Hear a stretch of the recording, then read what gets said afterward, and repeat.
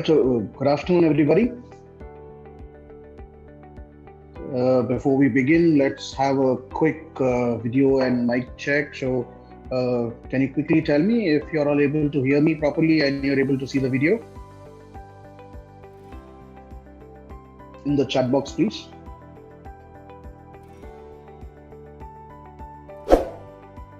Perfect, thank you. We'll do one thing. I'm going to share my screen. Let me also know if you're able to see my screen.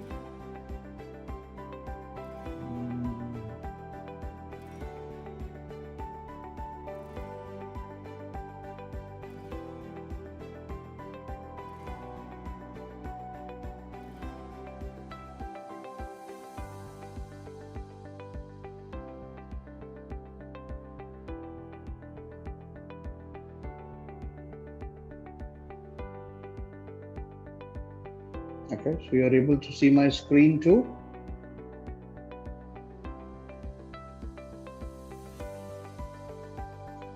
Great.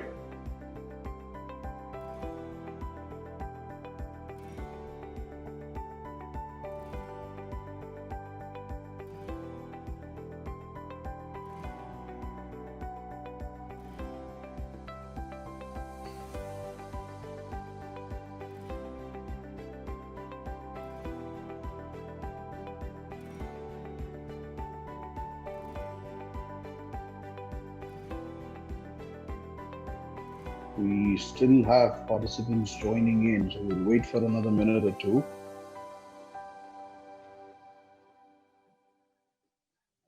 So meanwhile, we have the other students joining in. So a very good afternoon to all of you all.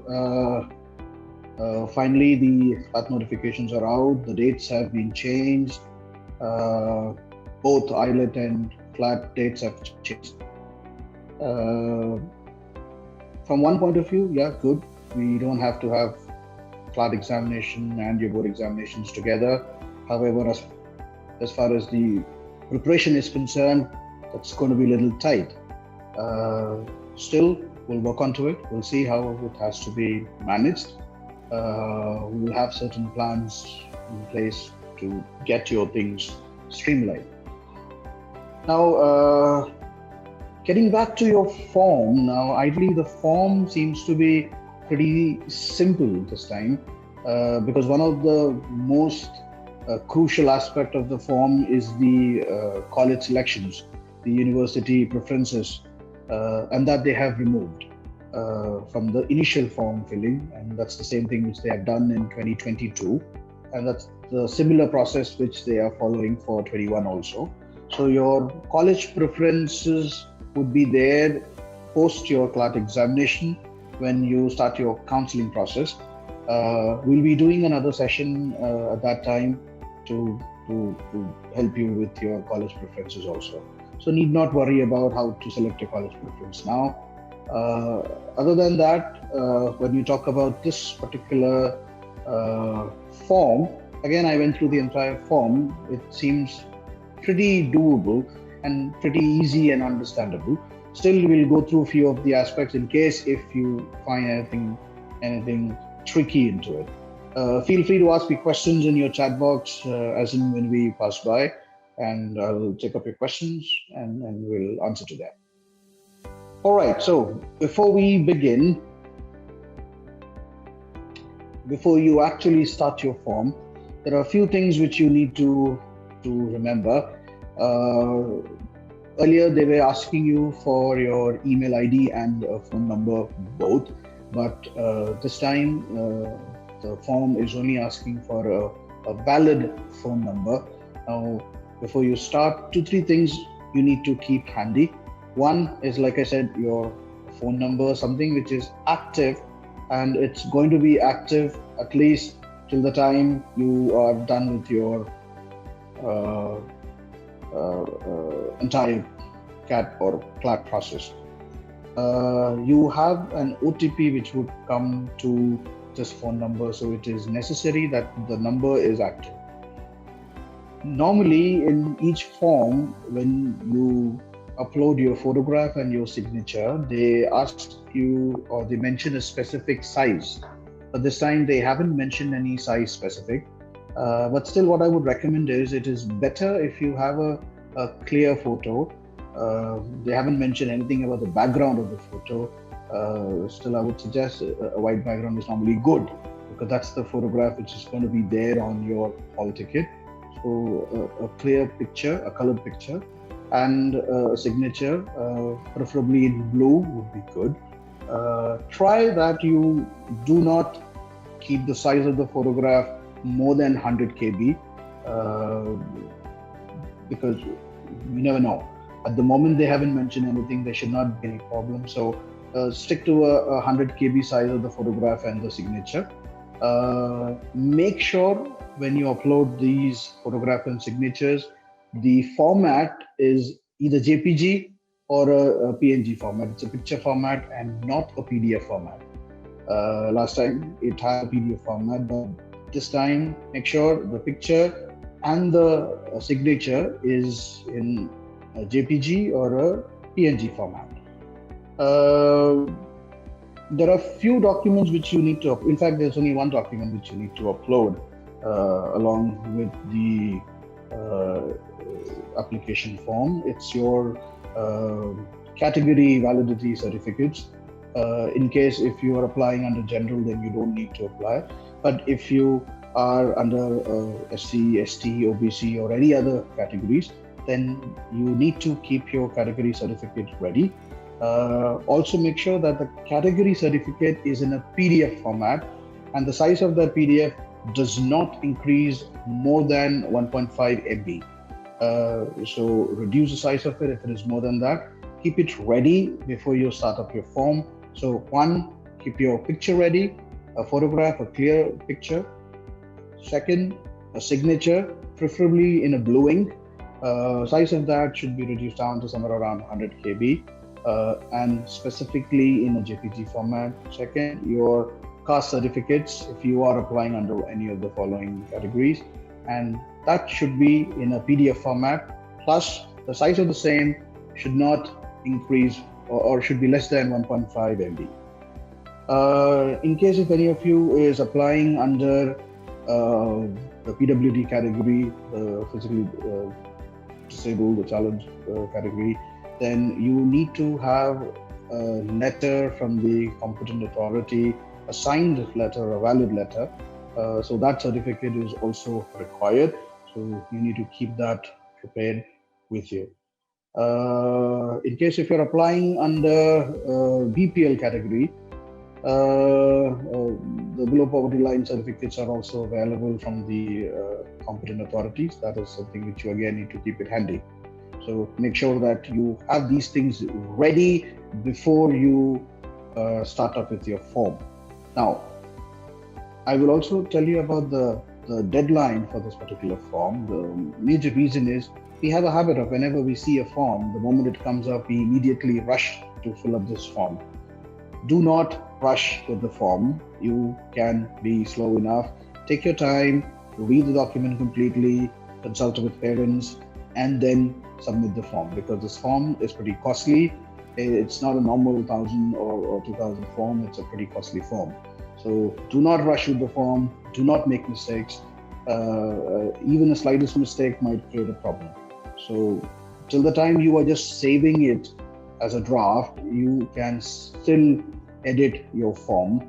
But once you submit the form, then it is difficult to change. It's just, in fact, there's no other way of changing it. You just have to fill up another form. So do not rush onto the form. Fill it carefully, and you want to consult your parents, you want to consult any one of us, you want to call me to discuss anything, feel free to do so. But be careful while you fill up this form. Okay, right, moving ahead. So once you go into the registration process, this is the first page which you come up to. This is where you have to first create an ID. Now, there are students who have applied for CLAT 2020 also. There are students who are reappearing for the same. So your old IDs will not work here. You still have to create a new ID. You need to put in your phone number and a password, something which you would remember and a number which is going to be, again, like I said earlier, which is valid, because that phone number is going to be your ID to log on for your future reference also. So make sure you have something like that. At the same time, once you click on register, this is the page which you get in. You put in your name, your mobile number, your email ID, your phone number and a password, and then click on register. The moment you click on register, you would get an OTP to that number, and once you receive that OTP, enter the OTP back into the system and activate your account. Without you activating the account, you will not be able to move forward. Like I mentioned earlier, your previous IDs, your previous numbers, or your previous registration is not valid for 2021. You'll have to re-register. You'll have to do a new freshener registration. Okay?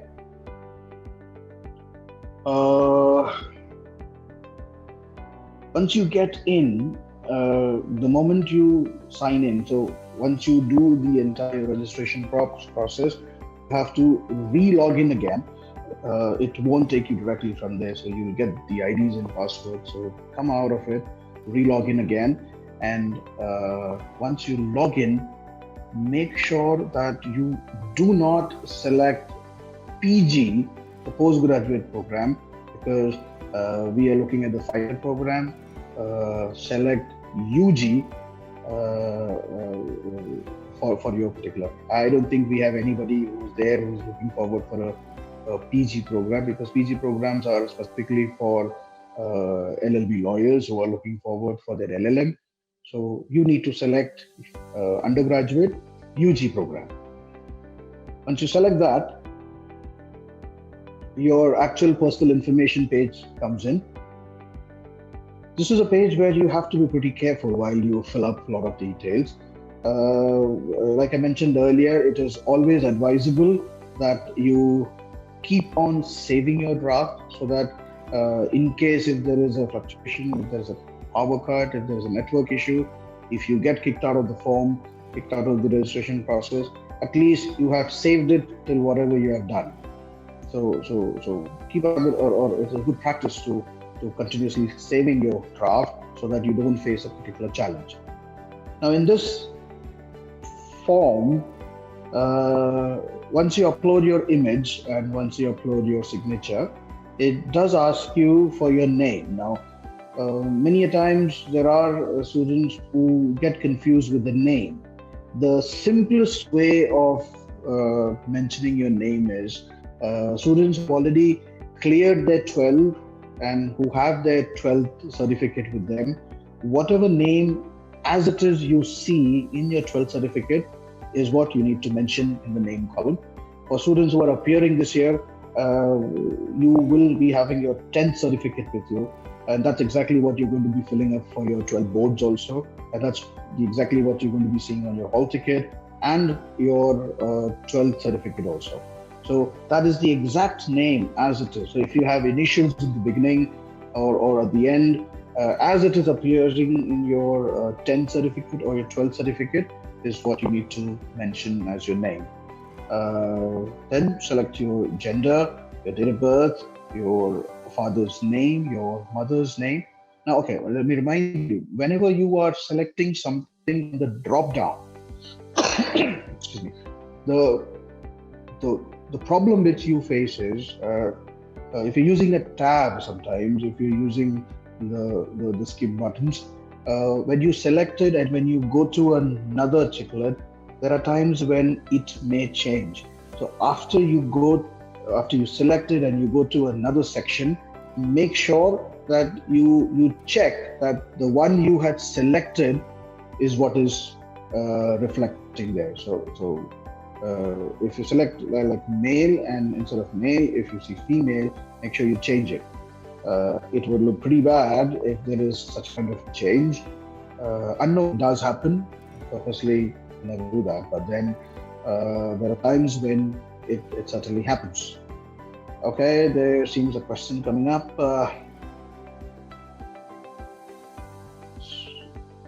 So Harshidi has a question. She says she is from ICSE board, so I should write my name as it is. It is reflecting on your ICSE Cert 10 certificate, because that is exactly what you will be mentioning it in for your 12th boards too.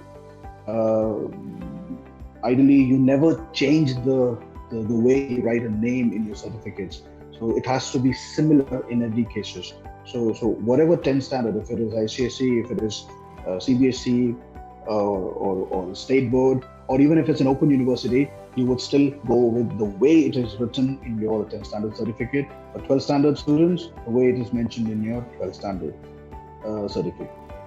Okay, so once you finish up with your name, your mother's name, father's name, now you have an important area where you select the nationality. Again, I have a question in All India category. Okay, that's where we are coming up to.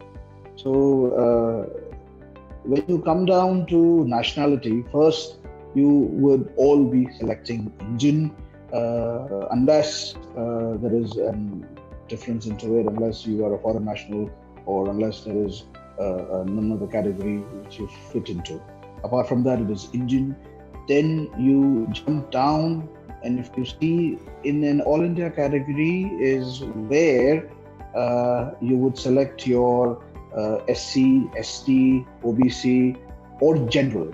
So these are the All India categories. So whichever you fit into, that's something which you're going to fill in.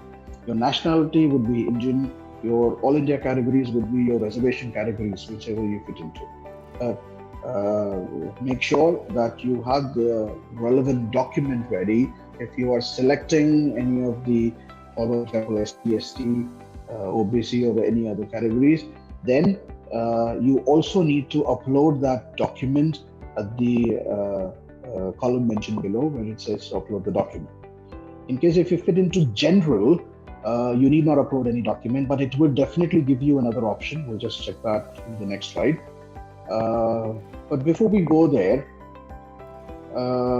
we have a lot of students who qualify for the NRI, OCI, or PIO categories. This time, the NRI and NRI sponsored category, they both come under the same tab. You don't have a separate option for NRI sponsored and NRI specifically. They both will be under the same tab. So if you do fit into any of these, then make sure that you are mentioning it here. You also have to see through certain other elements. Now we'll go through that NRI and OCI part in a moment. So till here, pretty okay. This first page, the All India National, All India categories and nationality. So who asked me that question? Rucha, yes. I hope Rucha, you are pretty okay with the All India category now. That's the normal SC, ST, and OBC category. Okay, all right. Right. So moving ahead.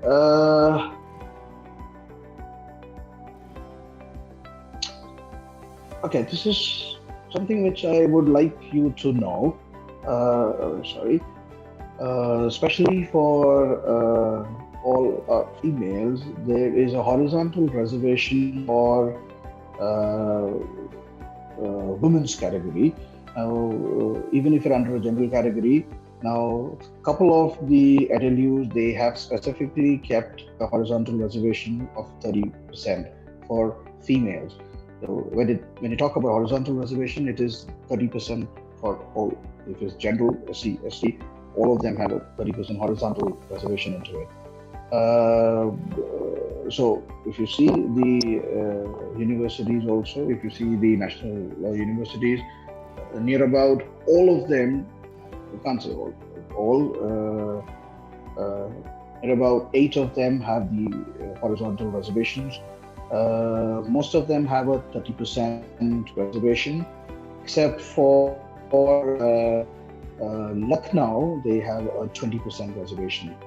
However, when you talk about Visakhapatnam, they have a specific 33.3% reservation, but it is only for people who are from the state of Andhra Pradesh.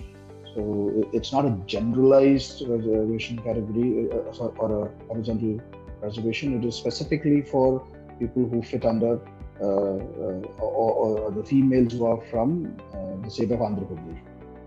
Again, we have, so which category would Jains come under? At the moment, there is no minority category specifically mentioned there, so it has to be under general category.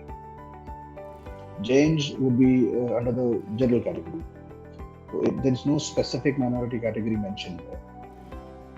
I hope that answers your question, Palak.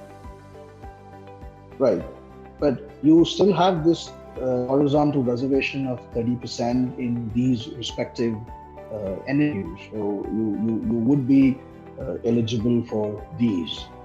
Bad luck, boys. No problem. We'll fight hard. That's the way the system is being driven. So at the moment, these are the horizontal reservations, especially for women. And in future, hopefully, we might have some reservation. We will never have. All right. So going ahead with the personal information.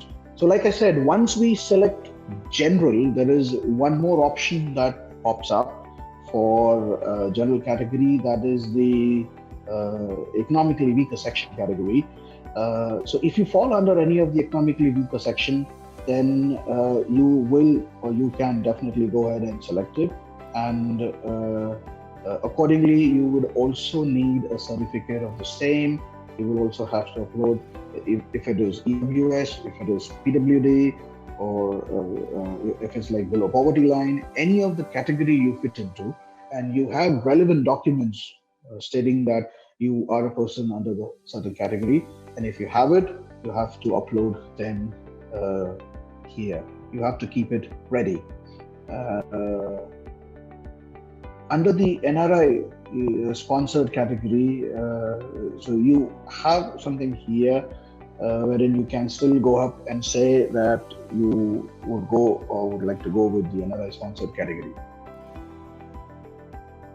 You also need to be clear with one more part, that is your domicile certificate, because most of the NLUs there is a domicile preference. Now it depends upon what state domicile you have. You need not upload the domicile certificate with this form. There is no need to do that. But during your counseling process or during your admission process, they will definitely be asking you for your domicile certificate. So if you fall under a particular domicile, you still have time to get your domicile certificate prepared. But you need to have the domicile certificate available with you. Without that, it will not be possible for you to select the domicile categories. Apart from that,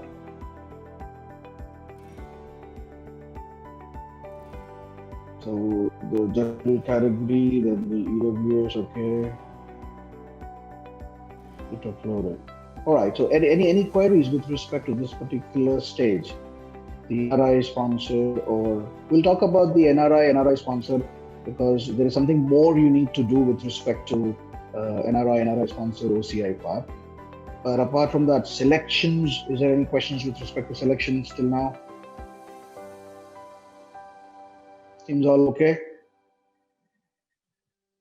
Right.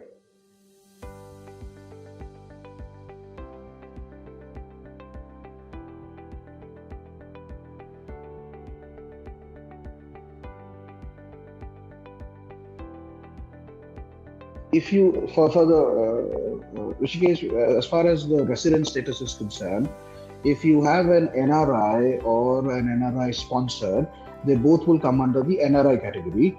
On the other tab, the downstairs, you have to just mention if it's an NRI sponsored, then do a yes.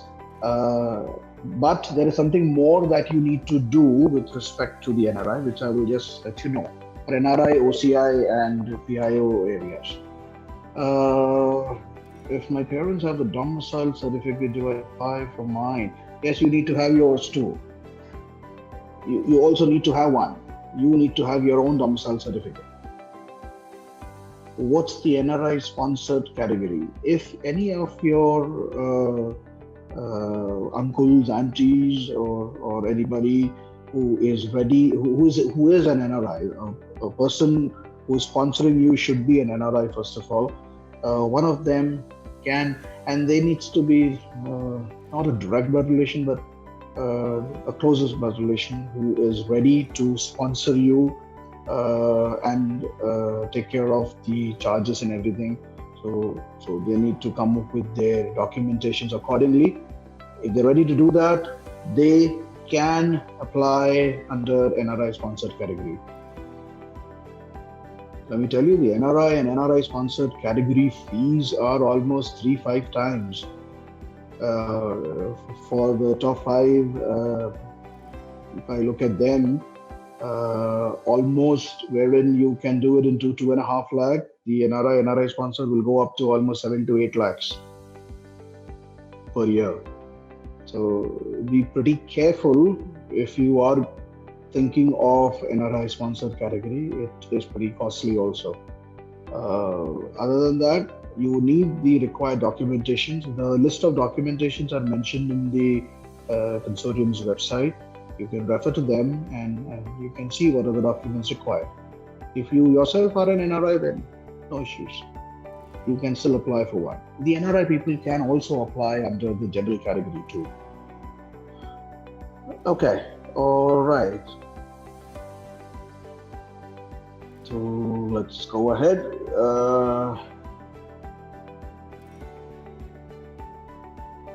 Now, with respect to the NRI category, once you select the NRI sponsored, this year you will also have to apply to the respective NLUs separately. Now, that was only there for the foreign national categories earlier, but this time, if you are applying under an NRI category, or OCI category, or a PIO category, or an NRI sponsored category, you will also have to apply directly to the respective NLUs which you're looking ahead. First of all, you need to know which are the ones, I'll show you which are the number of seats which they're offering you. So you will also have to those universities, those national law universities directly. That does not mean that you need not give CLAT examination. You still have to give CLAT examination for the same. These are the list of NRI and NRI sponsored intakes at the universities. Unfortunately, the top 2 does not have an NRI and NRI sponsored category list there. So NLSIU and NALSA does not have it, but you still have it in Kolkata, Jodhpur, Bhopal, Raipur, Gandhinagar, Lucknow, Patiala. So most of them you do have it. You have it in Mumbai also. Apart from Sonipat, for all the other NRI and NRI sponsored category list, you will still have to go ahead with the examination. But for Sonipat, you can directly apply and you need not give CLAT examination for Sonipat. Excuse me for a second.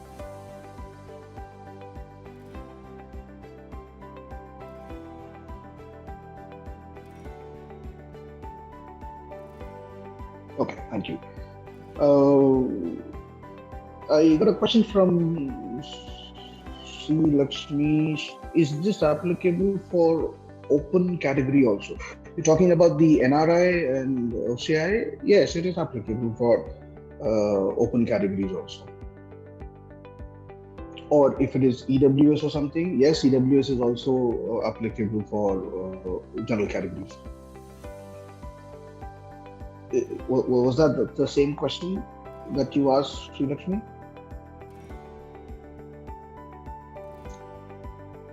Applying, yes, applying separately for, if it is,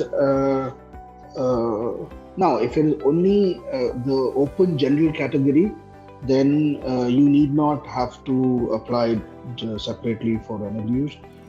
Applying separately for NLUs is only applicable for NRI, OCI and NRI sponsored categories.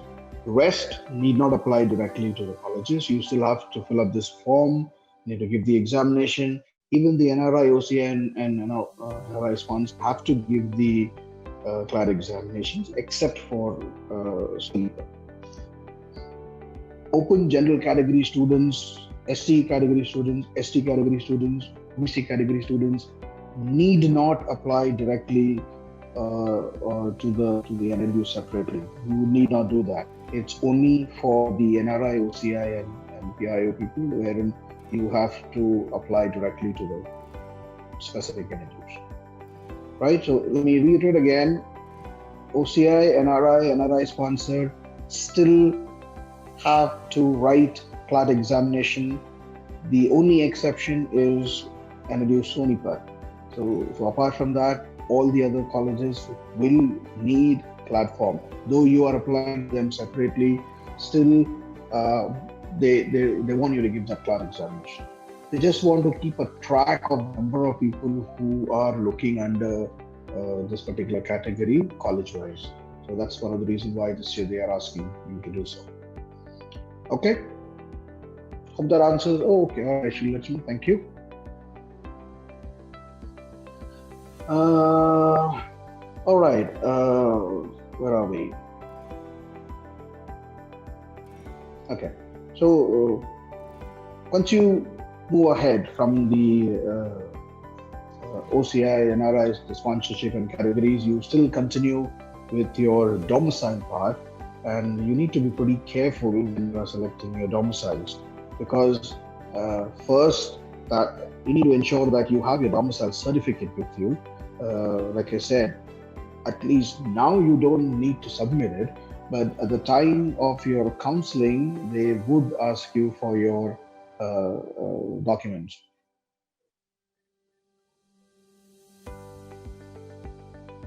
Okay. I hope I'm audible, right? Suddenly my mic just got into mute. I don't know how. Am I still audible? Good. Okay. All right. So be very careful with respect to your domicile, because whether that is NLU Maharashtra, Nagpur, Aurangabad, Bangalore, Hyderabad, you talk about any of these, there are certain weightages given across for domicile specifically. But it is very important that you have a domicile certificate before you select that. So, like I mentioned earlier, you need to have a domicile certificate under your name. So make sure you have it and select your options accordingly.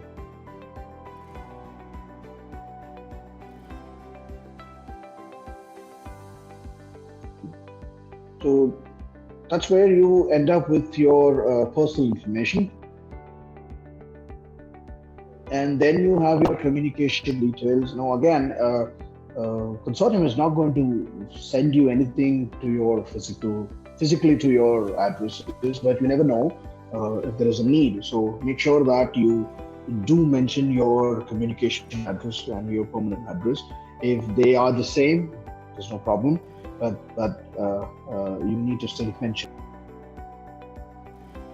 On the other hand, you have to be extra. You need to be very careful with respect to your phone number, because if they communicate, the two most common ways for they communicating would be either to your phone or either to your email. So make sure that, again, the number which you're mentioning, you can still use the same number. Mostly I recommend students to use your parents' number. That's one of the best to submit, because some of you, if you don't have a phone, or if you don't use the phone very often, it's good to provide your parents' number. At least if they get something and if there's an immediate attention required, immediate action required, they would be aware about it, and they can let you know and start using it. So it's always advisable to do it, but if you have a phone of yours, nothing like it. If you're using it, the only thing is it should be active, valid, and something which is going to be active at least till July. So that will be a time when your counseling sessions and everything would start. So a number which is going to be valid till that time is what you need to mention. Put down your entire address, and you also need to mention an alternate contact number. Make sure both the numbers are different. because in case if they're not able to get in touch with you directly through your number, then they will definitely try the alternate number. So if you're giving your number as your primary, then use one of your parents' number as an alternative. If it's the other way around, probably you can use your father's number and your mother's number together, as one as primary and one as alternate. Do not forget to save the drafts the moment you are moving ahead, right? Probably every 2 to 3 minutes, or in fact, why 2 to 3 minutes? After every action, it would be advisable that you save your draft, because nowadays you never know what's going to happen with the system, the light, or anything. So again, advisable to continuously keep saving your drafts. Okay. Right. Before we move on to the qualifying examinations, any questions with respect to communication tab? I hope it's a pretty self-explanatory form. In fact, this time, one good thing which they have done is they have made the form pretty easy and self-explanatory, so that you don't face much challenges. Like previous years, people face a lot of challenges filling up forms. Even the slightest mistake ends them into paying up double, twice, and paying 4,000 every time is not that easy. Okay, so it's a pretty easy form. Now, as far as your qualifying examination is concerned, now we have 2-3 categories of students. Now we'll go one by one. Now, first of all, you need to mention. So for example, if it is someone who is appearing for their 12th standard board this year, that means your qualifying examination is something what you're going to mention. The board or the university's name. So if it's a state board, then the state board's name. If it's a CBSE or an ISE or whatever board you're referring to, there are certain schools which specifically refer to certain universities also. So you need to mention the complete name of the university there. If it is something others, then mention other. If you don't see that in that drop down, mention other. 12th standard students who are going to be giving their examinations in May and June need to select appearing, and the month of passing would be accordingly mentioned there, because you have not cleared yet. So appearing students would be mentioning something June and July. Year of passing would be again 2021 for them, and you need not mention anything in the percentage column. You can keep it blank. Students who have already cleared your 12th and probably you are re-attempting CLAT, or you're taking a drop and attempting for CLAT, then you need to again select your qualifying examination. It will be again 12. Yes, Mokshu, you will be mentioning 12th. CCBC 12th, yes. So it will ask you for a couple of areas like science or arts or commerce or humanities. Don't get mixed up with the humanities and commerce part of it. Arts part of it. Again, both are the same. It's just a part of the literature structure which is different. So both are the same. So it will be asking you for commerce, science, and arts or humanities, 12th standard. That's a qualifying examination. At the same time, people who have already appeared for the examination in the previous year, you will have to consider it appeared, and your month of passing would be there mentioned on your certificate, and the year of passing again would be probably previous. Excuse me, previous. It's not going to be 2021. It'll be probably 2020, or if it is even earlier than that, then mention the year accordingly. Here you need to mention your percentages. People who have already cleared 12, you need to mention the percentages. I would recommend you follow the actual board's norm for your percentages, and you have to mention in aggregate percentage. Whatever you see in your certificate, that's what you need to mention. So many people have a question of a best of 5 or overall. What you see in your certificate, is what you need to mention. Different boards have different ways of putting it up. You can mention in aggregate. So you need to mention in aggregate. If you have a question of a best of 5 or overall, what you see in your certificate is what you need to mention. Different boards have different ways of putting it up. You can mention in aggregate. If it's a CGPA pattern, then probably you need to convert it. There's a conversion also which is there. There are conversion certificates available in schools, and accordingly, you can mention your aggregate percentage there. Okay, we again have a question. Month of passing would be the one which gets mentioned on your certificate. So mostly a month of passing would be June for people who are doing it this year. Normally it used to be March, February and March, but then this time since it's been delayed, so you might have to mention June.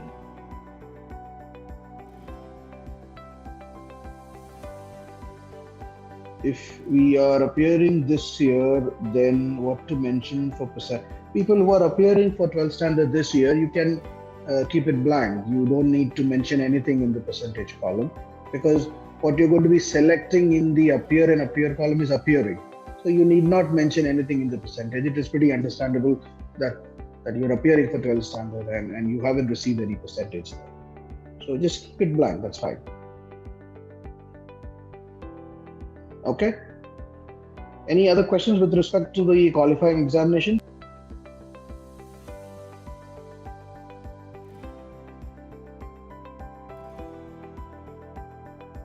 All right.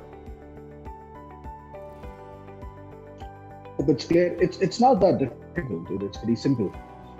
Again, if you don't see the name of your board, just write it down. Sometimes people even ask me, should I write CBSE or should I write Central Board of Education completely? It's okay. The consortium will understand both, whatever you feel like writing. All right, so I think it's pretty okay with the qualifying examinations. Right now, this is an area where you need to put in your test center preferences and not your college, university.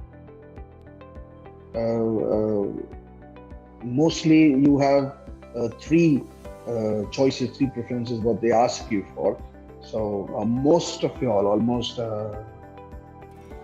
90% of your, okay, this time we also have online students, so there might be a change, but people who are from Pune city, your first choice of preference should be Pune, and 99.9% times you will always get the first preference itself. And Pune city has the capacity of accommodating almost 10,000 students in one go. And trust me, the entire Maharashtra doesn't have 10,000 students who write CLAT examination.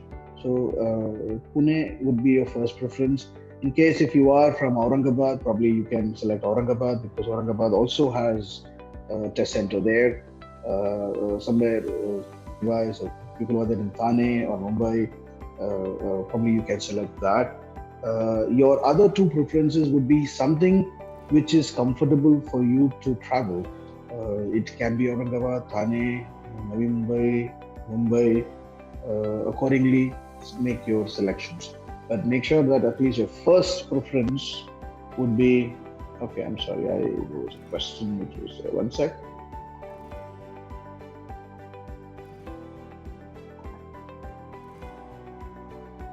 No, you can't select the same city for all three.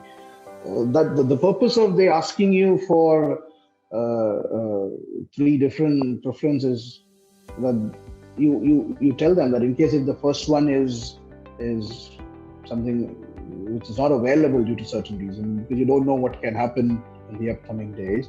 So what would be your second preference apart from the first one? So don't select three similar ones. I don't think it will accept it also. I don't know, I've never tried doing it, but don't select the same cities under the three preferences. Make sure you have three different cities. I hope that is clear, Jayavardhan.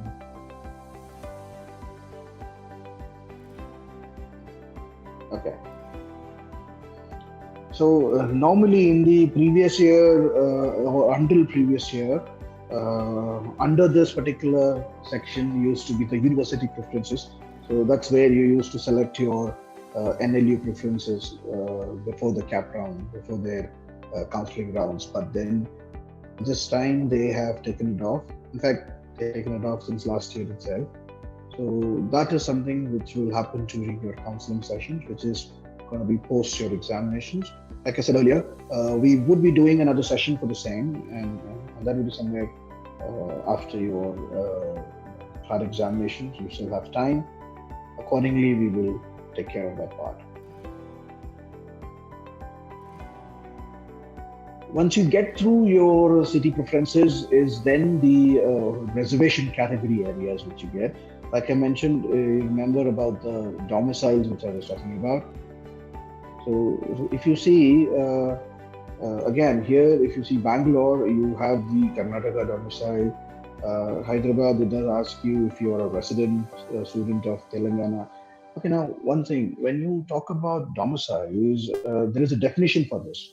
Earlier, it was like you've been staying in a city for 10 years, but then now it is more or less like the last qualifying examination. You have taken it from that particular state, and you've been there for near about 4 to 7 years. In fact, out of 7 years, at least 4 years you've been there in that particular city is what would be considered for a domicile part. So it should not be like you've been there for a year and then you took a domicile. That won't work. It should be minimum 4 years. And your last qualifying examination, you should be taking it from that particular state. That's how you will get qualified for that state's domicile. And each of them, now whether that is independently. Now, currently, as far as the Karnataka state domicile quota is concerned, because of the petition which is still on hold, as of now, there is no such domicile reserved for them. But then you never know, because since the petition is still ongoing, till now it's not there.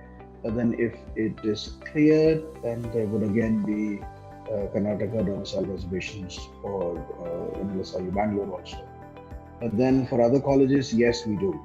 So apart from that, you would also find some other options available, like the J&K residence options are there. Ward of Kashmiri migrants, students of J&Ks, domicile of J&K, or probably residents of Northeast India. Or if you are a person who is from sports background, so specifically Gujarat gives you a sports quota for boys strictly, but then that has to be something like a state level or a national level. That's when you are actually eligible for the same. Right, sorry about that. So, okay, so Sri Lakshmi has a question. Can I select Kochi as my mother tongue is Malayalam, but I don't have it? No, you cannot. It's not like you hail from a particular place, so you can get a domicile from there. If your parents are hailing from down south, so no, you will not qualify for that. You will have, you personally need to be a part of that. That's how you'll be qualified for the domicile of that state. So if you need a Kerala domicile, then probably you should have been staying there for the past 4 years, and your last 12th standard examination should have been there from one of the cities of Kerala. That's how you will be able to do that. Another question says, what about girls who have played zonals? Are they qualified for? No, it only specifically mentions boys category for Gandhinagar. See, boys should also have some fun, right? You have all the more 30% horizontal reservations across so many NLUs.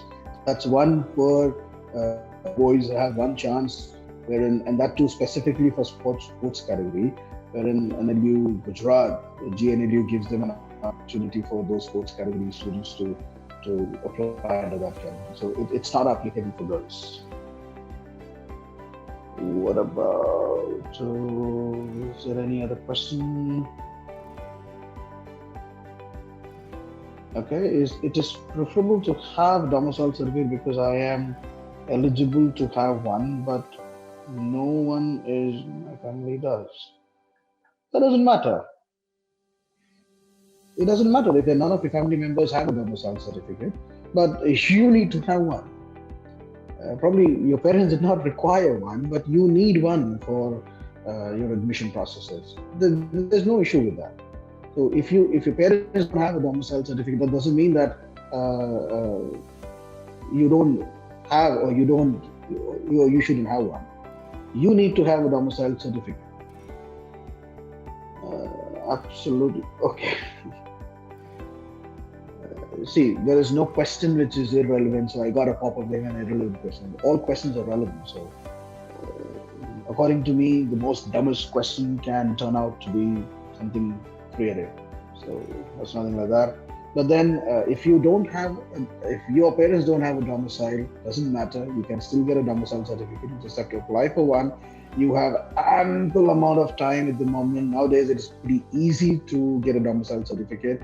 But then make sure you start your process soon. Okay, so can you roll down? Okay, I didn't understand, Rama. What do you mean by? Have you asked me some question? If it's so, then probably I missed it.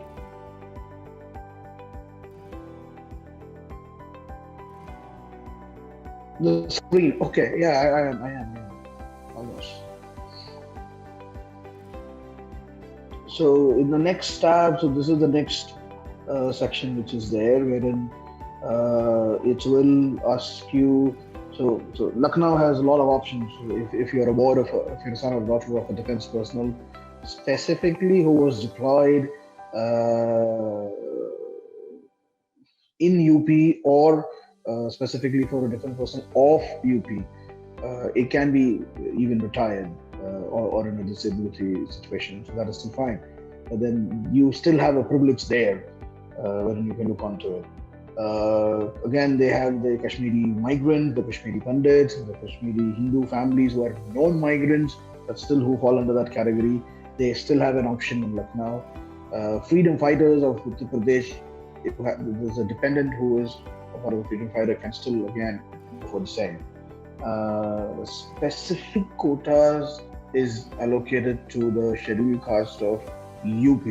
If you fall under the same, you have to select that too, because there is a special provision given for the same.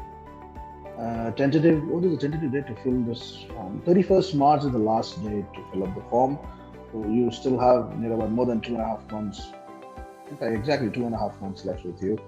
So take your time to fill that form is what I would suggest. Gandhinagar again has a specific option, which is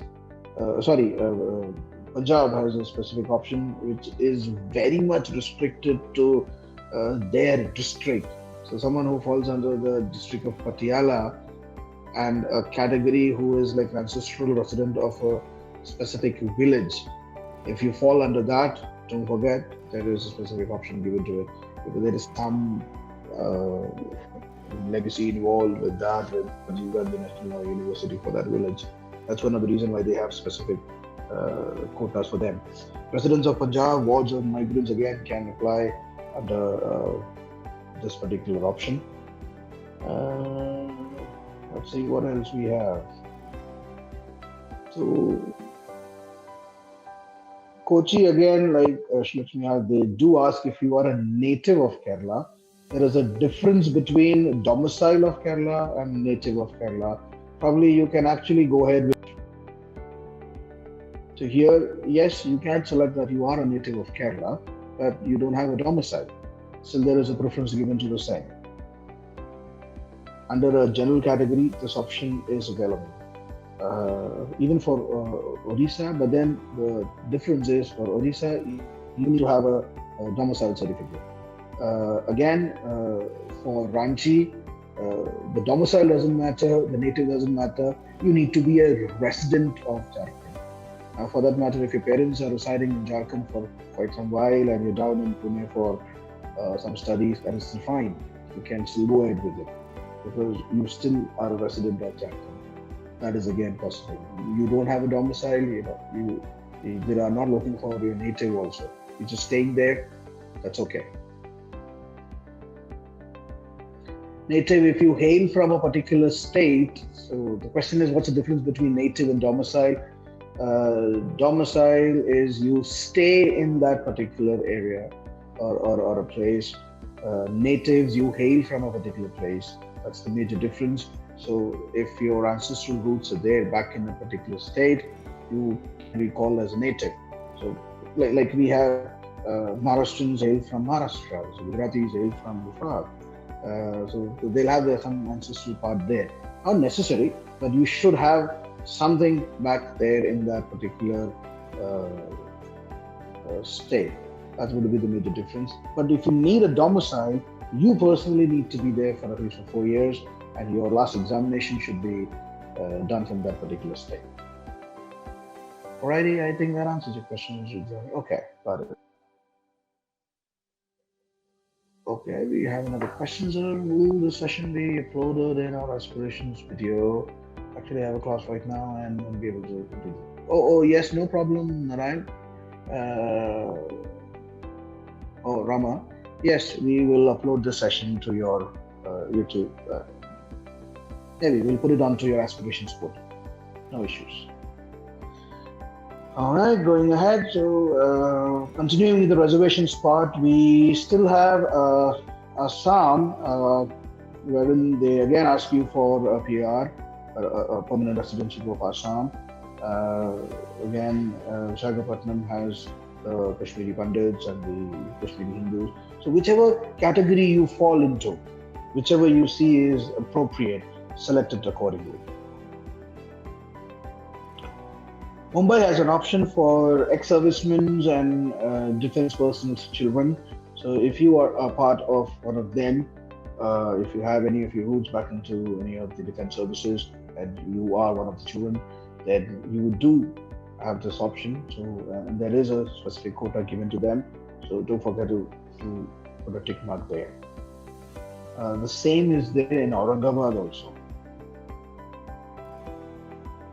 And I think the same is there for Nagpur also. No. Yeah, it is there. Let me check that again. No, for Nagpur it's not there. But it is there for Shimla, it is there for Aurangabad, it is there for Mumbai. Unfortunately, it's OBC category is all India level category. So you are already going to select it in the first page where you put up your personal information.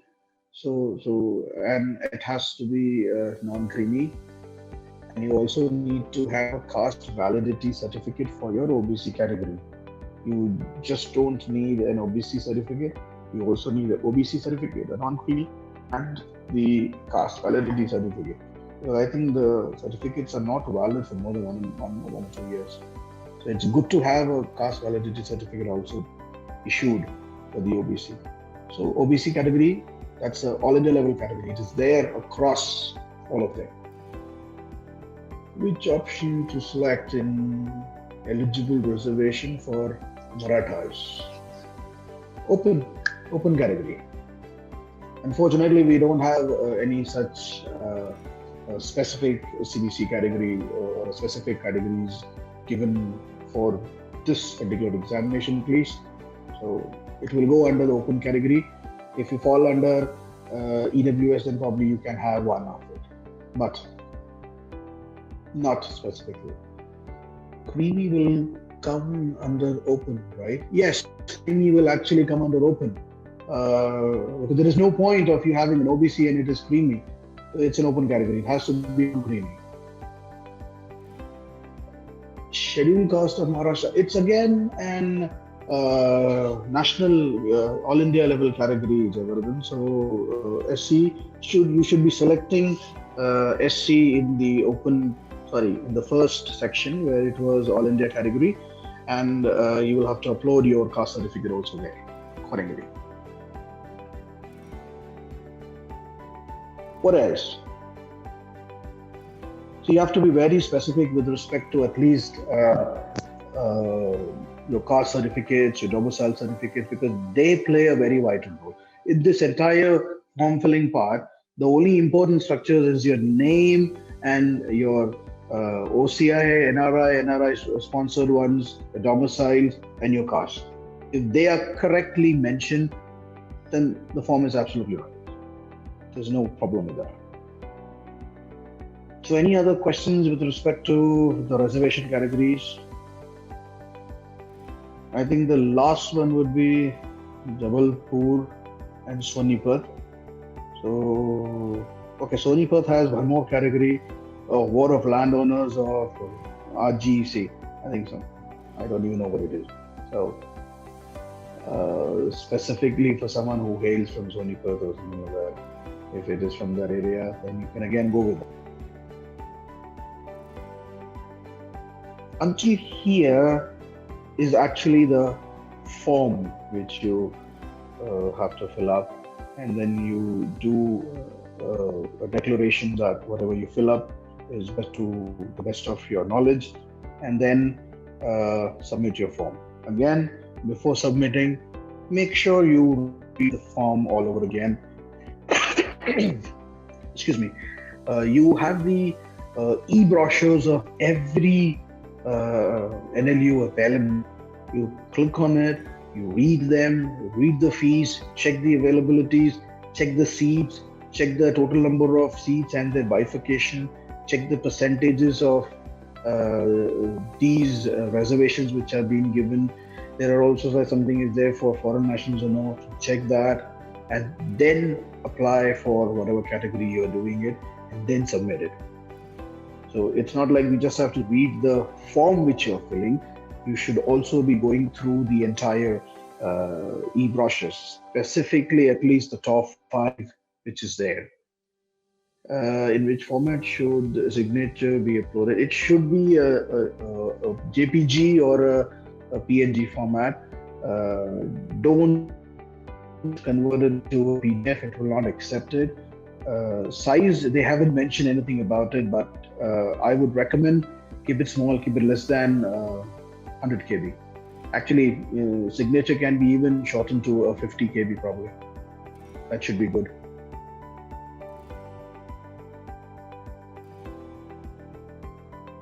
Right, Nimish, does that answer that question? So finally, and once you read this stage, and if you're clear with all your reservations, if you're clear with your personal information, clear with your communication details, your qualifying examinations, your center preferences, and then finally selecting reservations, if you're all done, and that's when you should go ahead and click onto your submit button, and that's how you would fill up that form. Then it will ask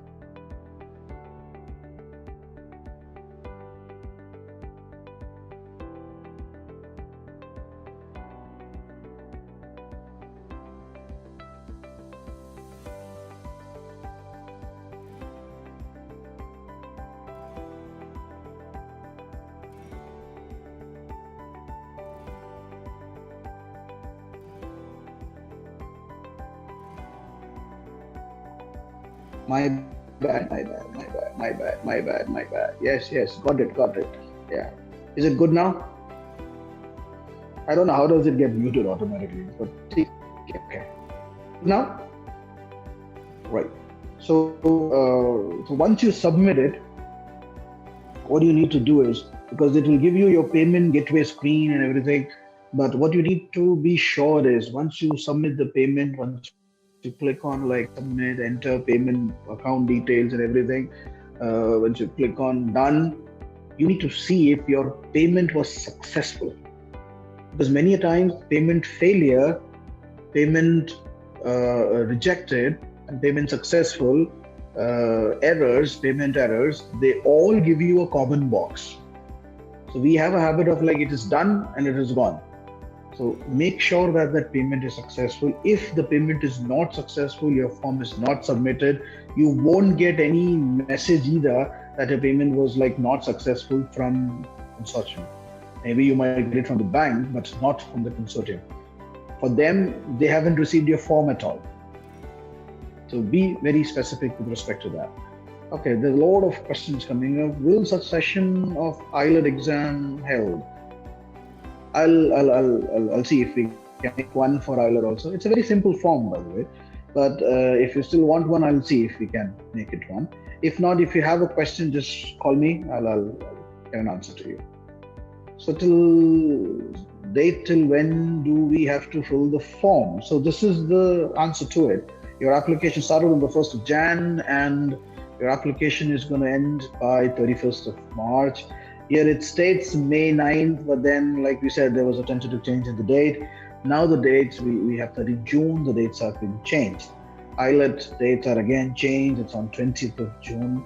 And I'm sure I think I'm not sure about it, but probably 19th might be symbiosis.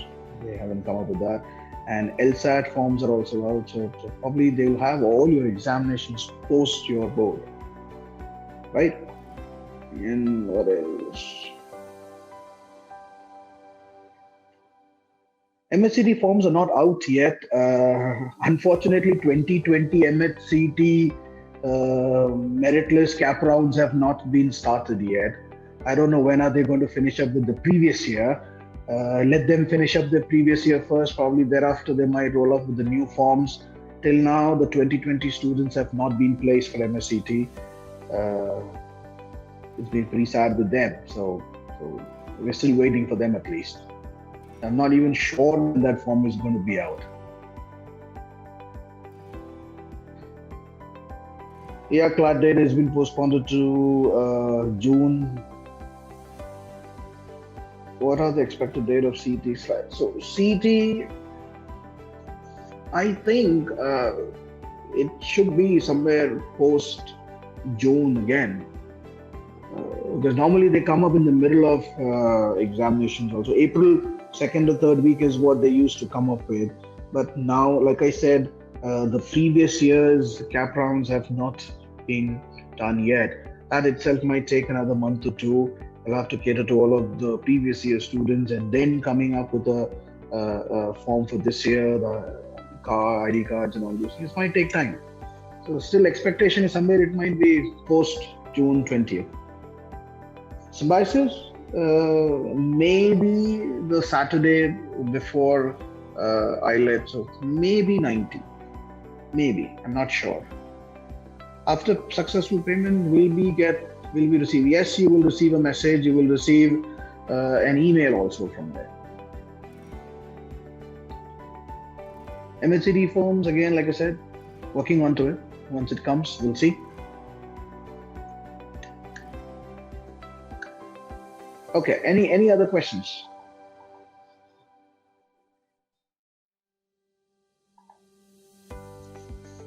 Anything you want to ask about?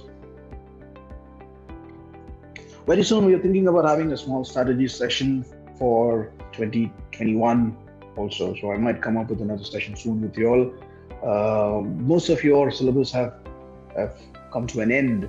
The old students, they have already ended. We are just trying to do some revisions for them. The weekend students might end up, most of you all might end up by end of this month itself. You have your pre-boards starting up, so you have your prelims coming up. Many people questioning about how to manage between boards and all these things. We'll come up with something for that. Excuse me.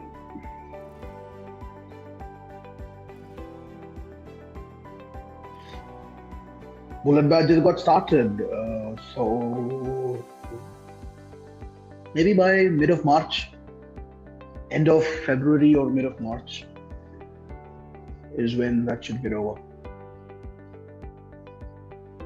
We're planning for somewhere around end of February, but then I think it might get extended to mid of March, maybe.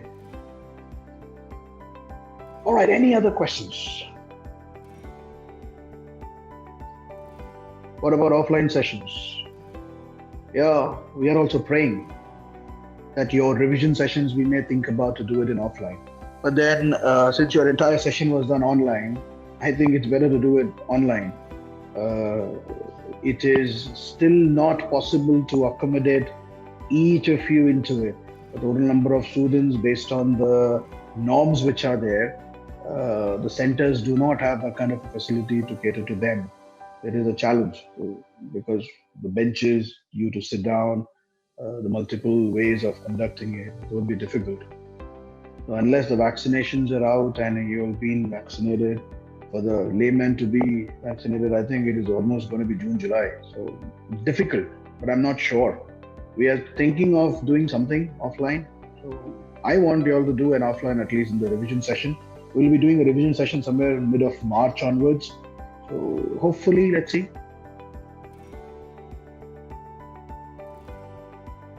Since your entire examination is offline, we will be sending across. So what you can do is your mocks which are there, you can actually print it off. There is an option of printing the mock available in the portal.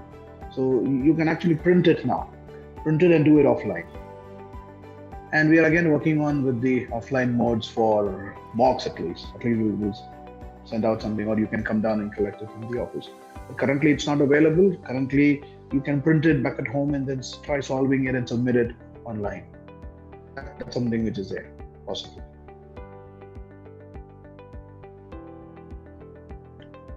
Until January, that option was not there because we never knew it's going to be offline. So post the notification, now there is an option to download and print it. You don't have an option of downloading it, you can have an option of directly printing it and saving it. No, it's not CBT, it's going to be an offline. There's a question whether the CLAT is going to be a computer-based exam. No, the notification says it's going to be paper-based. At least as of now, it says it's a paper-based examination, so it's not going to be a CBT. Or even a remote. You will have to go to the center and do the examinations. It's in June. By that time, there'll be a lot of improvement done. So unless there is something terrible happening, then probably we don't know. But till then, it is good.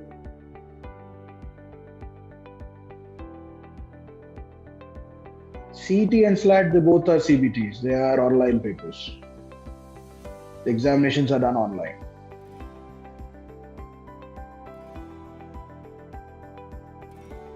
All right, thank you. So we will quickly wrap it up. And in case if you still have any questions, just write it to me, text me, or call me. I will answer that separately. All right, so all the best for your pre-boards and hope to see you soon again. Not sure, Arya, when is the CET paper because the notification not out yet.